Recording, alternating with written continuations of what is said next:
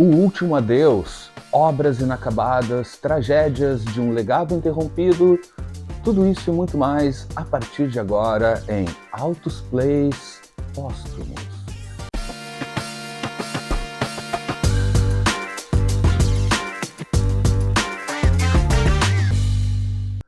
Quando eu tive a ideia desse episódio, eu não imaginava que eu tivesse tantos discos aqui na minha discoteca que se encaixam, infelizmente, nesse perfil, né, de álbuns póstumos, né? Então, eu vou tentar, sempre tento, não consigo, mas azar, fazer um episódio mais rápido, até porque, infelizmente, a maioria desses artistas super conhecidos, né, e as obras também. Então, eu fiz um levantamento rápido, assim, certamente algum vai ficar de fora. Tinha alguns, inclusive, que eu nem me lembrava que eram álbuns que se encaixavam nesse tema, mas vamos lá, vou começar o passeio pela turma dos Beatles, né? Começo com o nosso amado Beatle George, né? Com o álbum Brainwashed, lançado em 2002, né? O álbum que ele vinha gravando, né? Ele faleceu em 29 de novembro de 2001, e esse álbum foi lançado exatamente um ano depois, em novembro de 2002, que foi finalizado, inclusive, pelo Jeff Lynne, que vinha produzindo junto com ele, e também pelo filho do George, o Danny Harrison. Então deixou essa obra magnífica, coisa mais linda, assim, né? Que infelizmente, né, ele faleceu de câncer, então, enfim, já vinha gravando, talvez já imaginando, né, como alguns casos que vai acontecer por aqui, outros são tragédias, assim, não deixa de ser uma tragédia também, mas enfim, é um álbum, então, super emotivo, tem letras, assim, que tu já sente o clima total, mas é um baita disco, enfim, finaliza a sua produção fonográfica de uma maneira fenomenal, com um disco que para mim é um dos melhores, inclusive, do George Harrison, Brainwashed, de 2002, deixa eu mostrar a edição que é super bonita, super caprichada. Vem aqui de um lado o label clássico, né, da Dark Horse. Essa aqui é uma edição original que saiu na época, né, uma edição europeia pela Parlophone e pela Dark Horse Records, aqui de um lado, o outro lado personalizado, super bonito também. Tá aqui. Descasso, vem ainda, né, a parte interna aqui, que vem o disco. E vem ainda um livreto super bonito. Deixa eu tentar mostrar aqui de alguma maneira para vocês. Isso aqui é a edição original de 2002. Esse disco foi reeditado já algumas vezes, mas isso aqui é a primeira prensagem. Eu lembro que eu fiquei enlouquecido para conseguir esse disco o quanto antes. Então aqui dentro vem as letras, né? Essas imagens muito doidas. Aqui é a parte interna, com o amado George, né? Então, que faleceu aos 58 anos de idade, né, gente? Novembro de 2001, 29 de novembro de 2001, me lembro direitinho, infelizmente, desse dia. Aqui. Discão, se não conhece ainda, olha, vai atrás, porque realmente é um dos grandes álbuns de toda a discografia do George Harrison, assim, acho que aqui ele achou a mão novamente, assim, né, digamos, mas infelizmente não tivemos mais. Aqui, então. Baita disco, recomendo então fortemente Brainwashed, né, o álbum então que foi lançado exatamente um ano depois da morte do George Harrison, quem finalizou, enfim, inclusive seguindo algumas anotações que o George já tinha deixado, né, porque infelizmente ele já sabia que poderia bailar a qualquer momento, então ele deixou ainda algumas anotações para seguirem as mixagens e a finalização do disco, do Danny Harrison, o filho, com o Jeff Lynne, que é o grande parceiro dele também, que estava na produção desse álbum. Seguindo na turma dos Beatles, né, aqui também, né, gente, infelizmente, né, aqui de uma tragédia.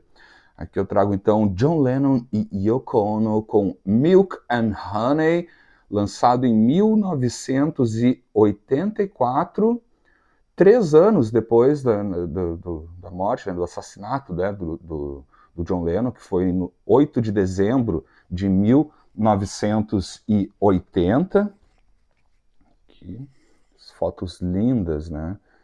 O álbum Milk and Honey, então, que saiu 3 anos depois, né? Porque ele tinha recém lançado Double Fantasy, né? Quando quando ele foi assassinado por aquele imbecil, e, enfim, e reza a lenda, inclusive, assim, isso eu não tenho certeza, assim, eu li em algumas publicações, inclusive, que uma das ideias iniciais do Double Fantasy era ser um álbum duplo. Na época eles resolveram lançar o álbum simples, e para deixar já material para um próximo álbum, né, que ele ia continuar gravando, né, e é o que sai aqui 3 anos depois, né, Yoko Ono fala, né, que obviamente, pelo óbvio, demorou 3 anos para conseguir retomar, né, a produção, né, a finalização desse álbum. E também, gente, é um baita disco. Deixa eu mostrar aqui a parte interna, que é linda também nas fotos, super clássica, né? Que John e Yoko, né? E é um álbum assim super emotivo, pelo óbvio também, assim, todos aqui serão, né? Mas a, a ordem das faixas vai alternando, né? De uma música do John Lennon com uma música da Yoko Ono, enfim, vai alternando assim. E é um álbum super clássico, assim, que traz, inclusive, deixa eu mostrando o label aqui para vocês. Traz músicas que são clássicos, né? Se tornaram clássicos absolutos sai aqui, essa aqui é uma edição brasileira que sai pela Polydor e também pela Ono Music aqui no Brasil, no mesmo ano, né? Então, em janeiro de 1984. E como eu vinha falando, né? É um álbum que trouxe ainda, né? Tu vê que ele estava realmente no Double Fantasy, já se percebe isso, que ele estava assim super retomando, né, a carreira musical, ficou um tempo afastado, cuidando, né, do Sean Lennon e tal, um momento mais família, e quando ele retomou, ele teve uma grande produção musical. Como eu falei, já tinha uma possibilidade do Double Fantasy ser um álbum duplo, resolveram transformar num álbum simples e deixaram algumas músicas, como as que a gente encontra aqui, ó. Por exemplo, a gente tem a Stepping Out, I Don't Wanna Face It, Nobody Told Me, Your Hands, é incrível, assim, né? Grow Old With Me, que é emocionante. Então, fizeram, então, a Yoko Ono finalizou isso aqui, então, 3 anos depois, né? Porque não tinha condições óbvias, né? De retomar esse trabalho. Então, são músicas que foram gravadas durante as sessões do Double Fantasy e alguns outtakes foram remixados e tal aqui para esse baita disco, um disco lindo, assim. O Double Fantasy também eu acho maravilhoso, assim, e realmente é muito triste, assim, tipo, tu vê um cara que estava retomando com tudo, assim, com muita produção musical, teve, enfim, uma morte tão estúpida, né? Então tá aqui, abrindo os trabalhos póstumos, né? Um episódio super animado, né, gente? Enfim, John Lennon e Yoko Ono com Milk and Honey e o Beatle George com Brainwashed. Agora vamos para a turma da Black Music, que começa trazendo Babe Huey com The Babe Huey History, The Living Legend, lançado em 1971, desse baita artista da Soul Music, que inclusive, infelizmente, é o único álbum que ele gravou, o único álbum lançado, né? Estava começando, literalmente, assim, a sua carreira fonográfica, né? Quando teve, infelizmente, aos 26 anos, em outubro de 1970, teve uma overdose de heroína, foi encontrado morto no quarto de hotel em Chicago. Já tinha finalizado boa parte desse álbum, gravado com a produção do Curtis Mayfield, ele que foi descoberto pouco tempo antes pelo Donna Hathaway, que chamou o Curtis Mayfield para assistir uma apresentação deles, e os dois chaparam, porque realmente um baita cantor, uma super banda, groove de primeira, soul music, funk, né? Então esse álbum aqui, ele sai 4 meses depois da morte, né, do Baby Huey. Ele faleceu então em outubro de 1970, e esse álbum foi lançado em fevereiro de 1971, uma obra magnífica, assim, que dá uma pena, né, a gente pensar do tanto que poderia vir ainda de novos álbuns ao longo da década de 70, né, e enfim, até hoje, se fosse possível, mas infelizmente faleceu também super jovem, com 26 anos, o álbum sai póstumamente, né, o álbum póstumo sai, então, em fevereiro de 1971, deixa eu mostrar o label para vocês, como eu falei, ele foi contratado e produzido também, foi contratado pelo label do Curtis Mayfield, né, a famosa Curton, né, que era o label então do grande, genial Curtis Mayfield, que praticamente apadrinhou né? O Baby Rui gravou esse álbum, o álbum já estava finalizado e ele não viu o álbum ser lançado, né? Inclusive é algo que vai acontecer em alguns casos aqui. Seguindo, agora sim, uma tragédia horrorosa, assim, um acidente aéreo que tirou do sistema solar um dos maiores artistas da história da música, pelo menos para mim, um dos maiores de todos, né? A gente está falando aqui do Otis Redding, com o álbum The Dock of the Bay, lançado em 1968, né? Que infelizmente também, né? O Otis Redding, não só o Otis Redding, como boa parte da banda, né? Faleceu nesse acidente aéreo, que foi em dezembro de 1967, e aí na sequência, assim, menos de um mês depois, já sai como single a faixa título, né, do álbum aqui, The Dock of the Bay, se torna um dos maiores hits do ano, assim, do final do ano, né, na verdade.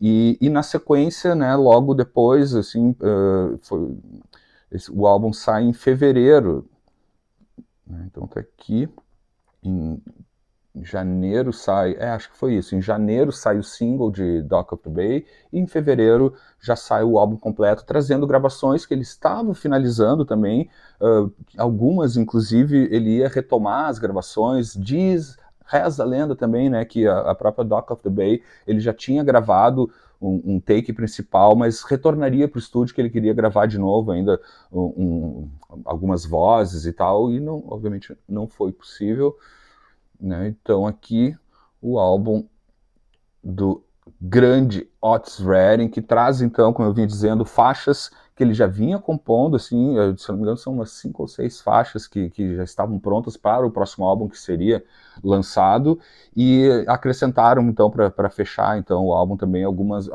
outras gravações que não tinham saído, alguns lados B também e tal, e essa daqui é uma prensagem linda e maravilhosa, que é a prensagem original de época. Essa aqui é a mensagem de 1968, original pela Volt Records. A Volt Records, que é um sublabel da Stax, né, que lançava então os trabalhos do Otis Redding, um label importantíssimo também, baita disco, enfim, também não preciso, né, como eu falei no começo do episódio, gente, tipo, não precisamos falar muito a respeito desses grandes artistas, que a maioria são muito conhecidos. Então, representando aqui a galera da Soul Music e do Funk, o Baby Huey e o magnífico e genial Otis Redding.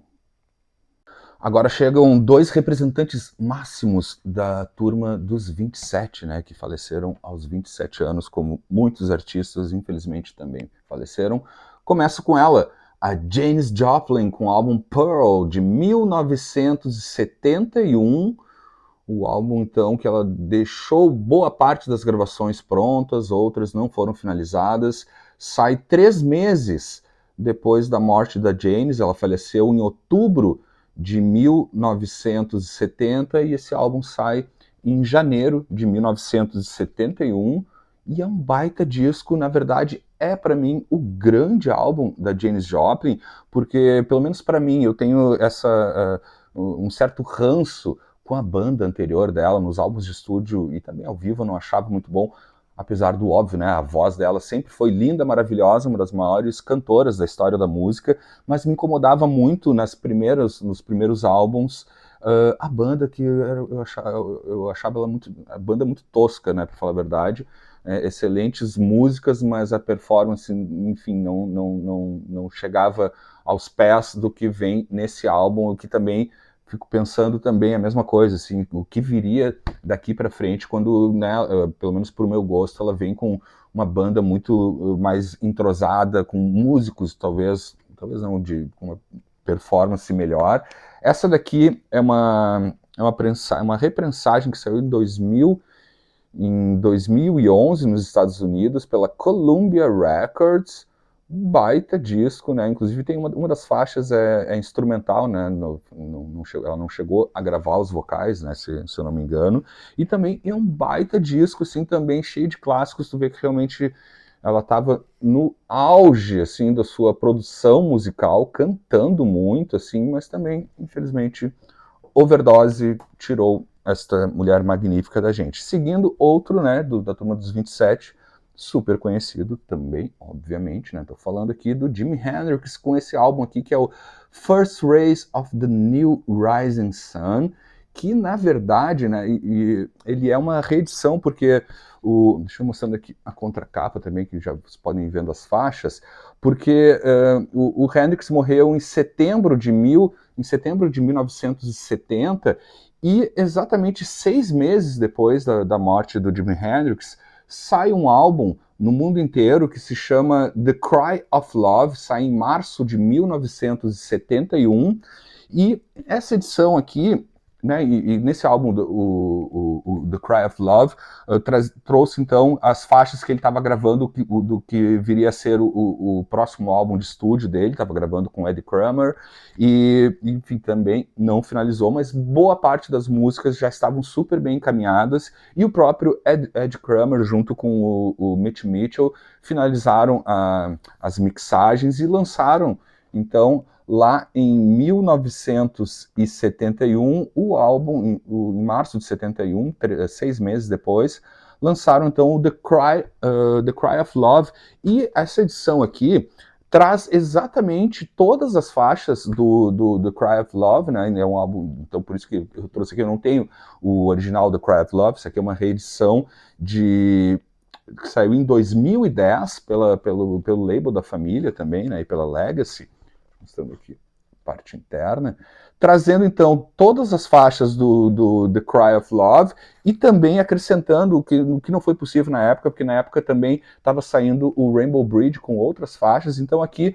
eles é o que realmente, segundo a família e segundo o próprio Ed Kramer, que era o engenheiro de som e produtor do Hendrix na época, era exatamente as faixas completas aqui, um álbum duplo, então trazendo as músicas que foram lançadas no The Cry of Love e mais as músicas do Rainbow Bridge, que na época, enfim, saíram em discos separados aqui. Eles juntaram tudo, saiu um álbum duplo. Deixa eu trazer apenas um dos labels, que é lindo, por sinal, se repete, só vai mudando a cor, né, no outro disco, mas aqui de um lado, e aqui, deixa eu mostrar como é que é aqui.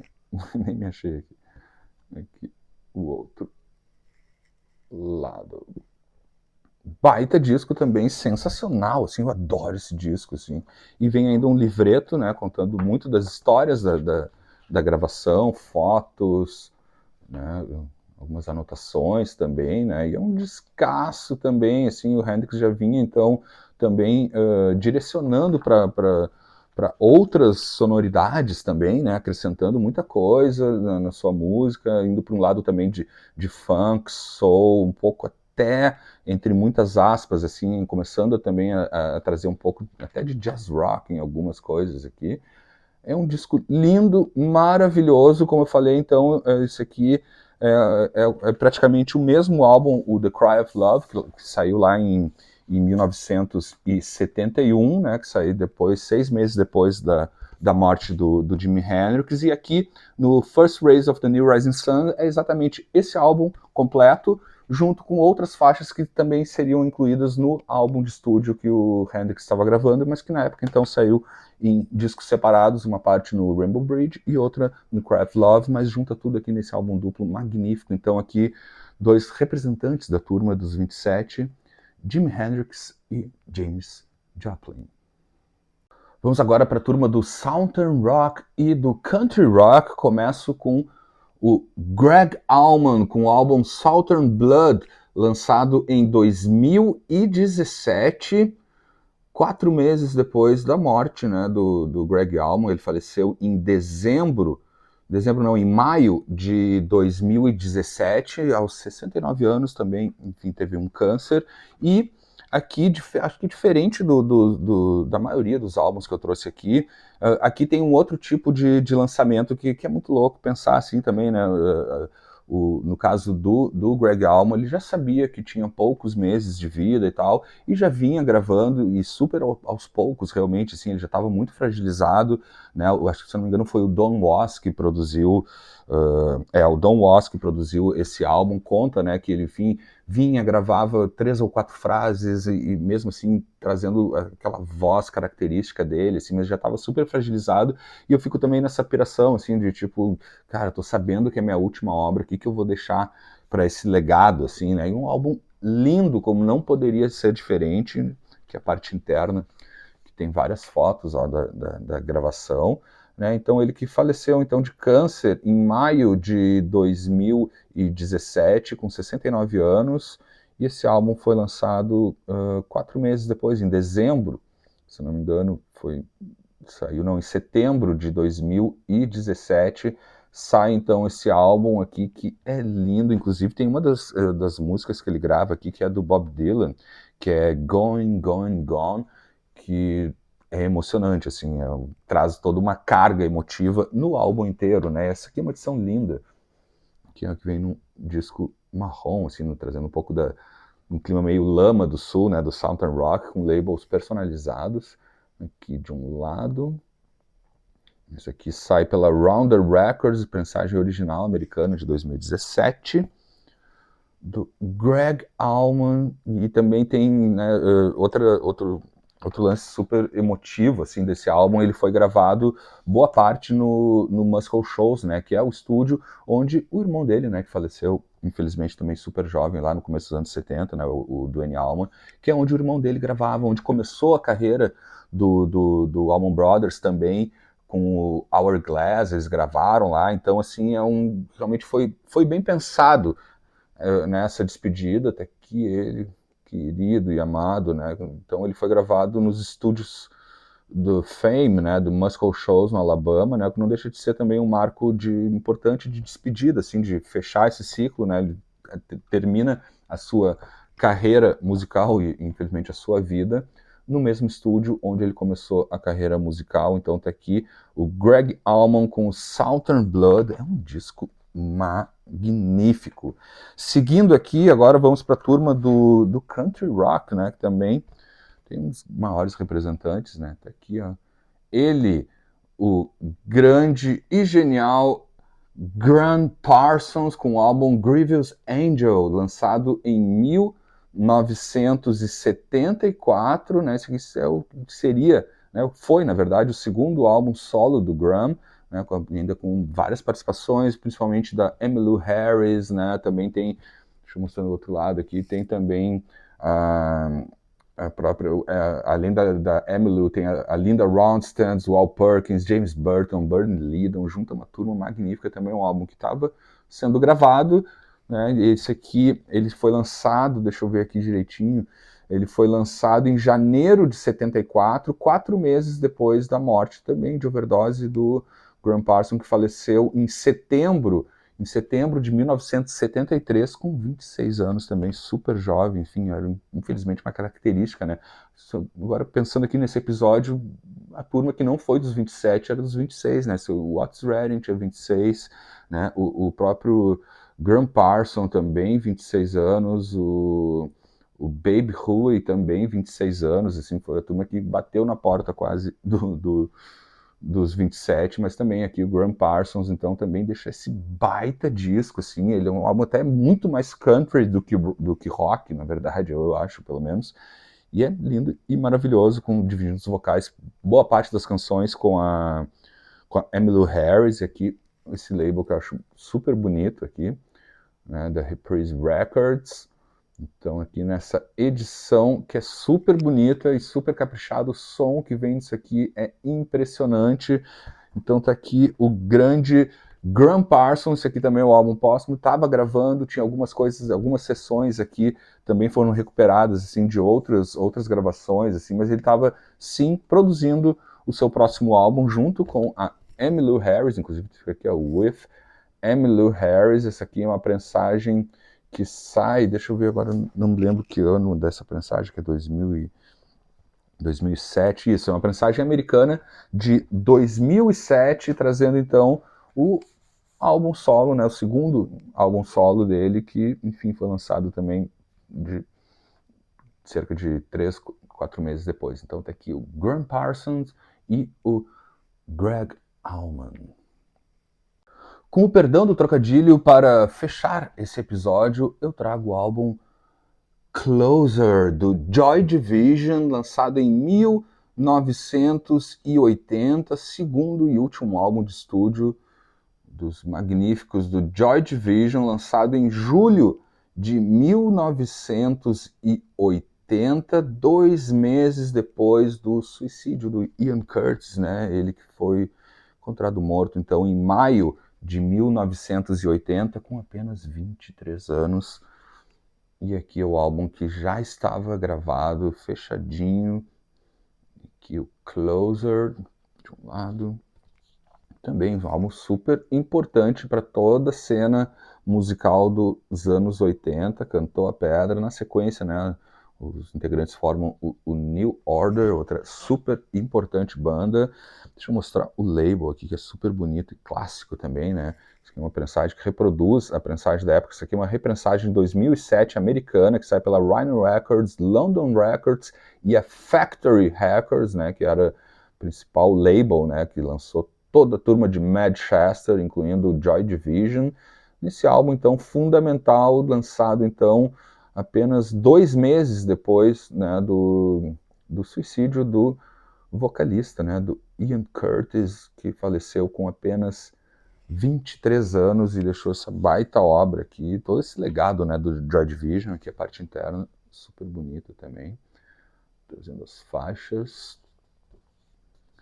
Tá aqui, então, fechando, então, esse passeio póstumo, Closer, do Joy Division. Me deixem saber, claro, certamente esqueci de alguns álbuns, outros que eu sabia que sei que são póstumos, eu não tenho aqui para mostrar para vocês, mas vou adorar, obviamente, que vocês deixem mais opções. De repente eu faço um outro episódio, realmente me surpreendeu num primeiro olhar aqui na discoteca, que eu fui pensando, esse aqui é póstumo, esse aqui não, esse aqui sim, e gerou vários álbuns para esse episódio, se não me engano, 9 discos, pelo menos, que eu encontrei aqui. Me deixem saber outros álbuns póstumos que vocês têm na sua coleção, ou que vocês lembram que existe e tal. Deixem nos comentários, vou adorar saber. Se chegou até aqui e não está inscrito ainda, lembrando, é sempre bem importante as inscrições no canal. Te inscreve aí, é de graça, não dói nada e tal, mas também se não quiser se inscrever, continue aí do outro lado me assistindo de qualquer maneira, é sempre um prazer ter a companhia de vocês aqui no Altos Plays. A gente se encontra novamente a qualquer momento por aqui. Até mais.